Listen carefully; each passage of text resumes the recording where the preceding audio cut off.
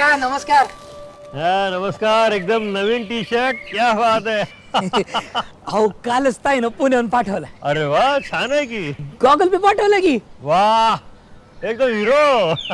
Thank you. काका एक विचारायचं होतं, विचारू का? अरे विचार विचार. रोज सकाळी तुमचं देवदर्शन नियमान, हो हो हो मग येता जाता समाजकार्य कसं एकदम व्यवस्थित करता, हो. आणि मग आपल्या दुपारच्या पारावरच्या गप्पा, आणि मग संध्याकाळी भजन कीर्तन आहे. बर मग एवढं सगळं करून हं. शेतीची कामं कशी वेळच्या वेळी करता, हो. पीक कसं शिवाय भरघोस येतं. कृपा. नाही मी म्हणतो हे जमवतं कसं? अरे शास्त्र समजून शेती केली ना की सगळं कसं व्यवस्थित होतंय बघ. काका मग आम्हाला बी समजाव किती शास्त्र. हे बघ, आपले सरपंच आहे ना, त्यांची मुलगी प्रभा MSc ॲग्रिकल्चर करून आली आहे. मेडल सुद्धा मिळवलंय तिने. सरपंचानी मला चहाला बोलवलंय. तू पण चल आणि विचार तुला काय विचारायचं ते. प्रभा आली वाटतं. काय म्हणालस का? नाही काय नाही. चला चला सरपंच साहेबांच्याकडे जाऊ चहा प्यायला. चला या राजा भाऊ या नमस्कार. या बऱ्याच दिवसांनी येणं झालं घरी. हो ना. या परवा चालू आहे प्रभा. हो, प्रभाकडे सर काम होतं. म्हणूनच तर तुम्हाला निरोप पाठवला होता. हम्म. आता ती तुमच्या प्रश्नांची मनसोक्त उत्तर देऊ शकेल. शेतीचा भरपूर अभ्यास झालाय तिचा. हो ना. या या अगं पोरी, राजा काका आलेत बघ. हां, तुम्हाला सांगतो सरपंच, आपल्याला जर गावचा संपूर्ण विकास करायचा असेल ना तर काहीतरी ठोस निर्णय घ्यावे लागतील, आणि त्यासाठी आम्हाला प्रभाची मदत घ्यावी लागेल. तर तुम्ही फक्त आदेश करा राजा भाऊ. अरे राजा काका, ये नमस्कार. यशस्वी भव. कसे आहात तुम्ही? आम्हाला काय धार भरली पुरी. पण तू मात्र नाव काढलंस लेकी गावाचं, त्यासाठी तुझं खास अभिनंदन, आणि सरपंच साहेबांचं सुद्धा. काका, तुमच्या सगळ्यांचे आशीर्वाद आहेत ना, म्हणून शक्य झालं हे. आणि हो, मेडल पण मिळवलंस ना. गावासाठी मेडल पटकावणारी तू पहिली मुलगी आहेस. मला असं वाटतं की हे फक्त माझं नाही तर संपूर्ण गावाचं मेडल आहे. याला म्हणतात संस्कार. शाबास. या या या या या अरे लक्ष्मीबाई, तुम्ही इथं नमस्कार. काय काम काढलं आमच्या लेखीकडे? ते शेतीबद्दल काही प्रश्न होते, म्हटलं विचारावं प्रभाला. पण तुमचे धोंडोपंत कुठे आहेत? हे शेतावर दिवस रात्र राबतोय थोंडीबा, आणि पिकाच्या नावानं खंडोबा. अहो फोन करा की त्यांना आणि बोलवा इकडे. तिकडेच बरं आहे, वावरातच. इकडे लक्ष नाही लागणार त्यांचं. आमचा जीव यांच्यामध्ये आणि यांचा जीव वावरामध्ये. काकांना कधीच तुम्हाला भेटायचं होतं. नवीन नवीन प्रयोग करत असतात ते काय ना काय, आणि सारखे लिहून ठेवत असतात.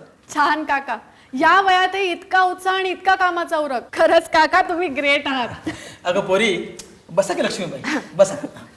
तुला सांगतो, शेतीची कामं असो, बँकेची कामं असो किंवा मंडळाची कामं असो, राजा भाऊंचं काम एक नंबर असतं. आपल्या गावचा आदर्श आहेत ते. सरपंच तुम्ही काहीही म्हणा, राजाभाऊच आपला गावचा कणा. नाही, हा सगळा तुमच्या मनाचा मोठेपणा आहे बरं का. आता बघा, आता आपली लेख आली आहे की नाही, मग इथून पुढे सगळ्या गोष्टी तिला विचारूनच करायच्या. काय? अहो म्हणूनच तर मी इथे आले. आता प्रभाताईला विचारूनच शेती करायची. हा बरं का प्रभा, हा आमचा सदाशिव, याला पण तुला काही प्रश्न विचारायचे. पाहते चाल चौड्यावर आणि नजर गवड्यावर. बसा, या बसा.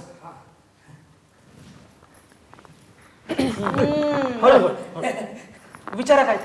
प्रभा, मॅडम, हो आम्ही राजा भाऊंना सारखं बघत असतो. ते सकाळी देवदर्शन, मग दुपारी पारावर, मग जमल तसं समाजकार्य, संध्याकाळी भजन कीर्तन. हो मधून कधीतरी शेतीवर लक्ष देतात, तरी सुद्धा पीक भरपूर येतं. बरं, मग आम्ही इथं दिवसभर शेतात राबतो.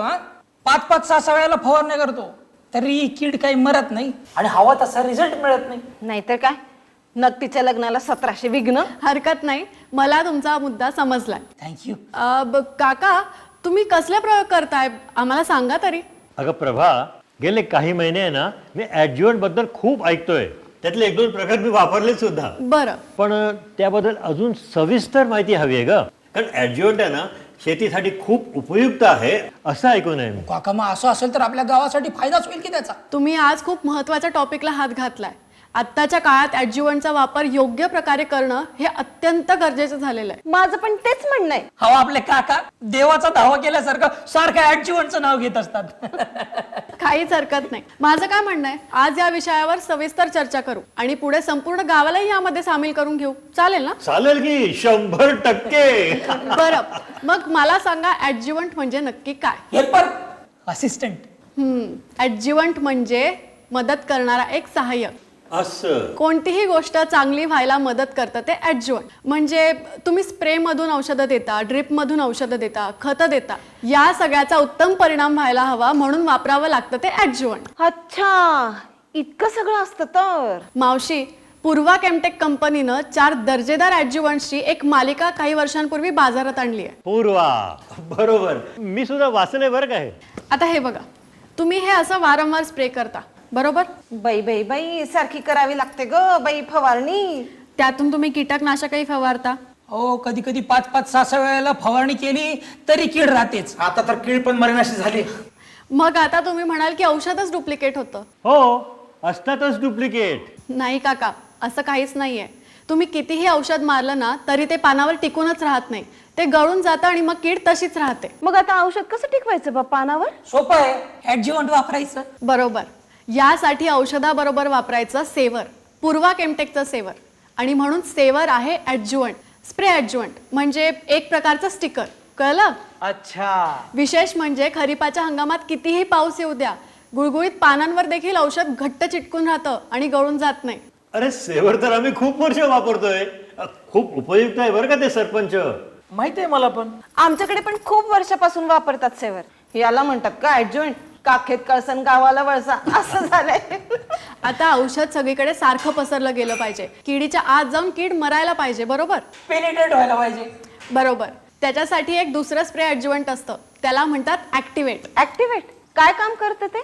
ते काय करतं तर पानाच्या खालून वरून औषध सगळीकडे समान पसरवतं आणि खोलपर्यंत जाऊन किडीचा नायनाट करून टाकतं. घ्या चहा घ्या सगळे. चहा. हे. आता आणखी एक महत्वाचा ऍडज्युव्हंटचा प्रकार आहे.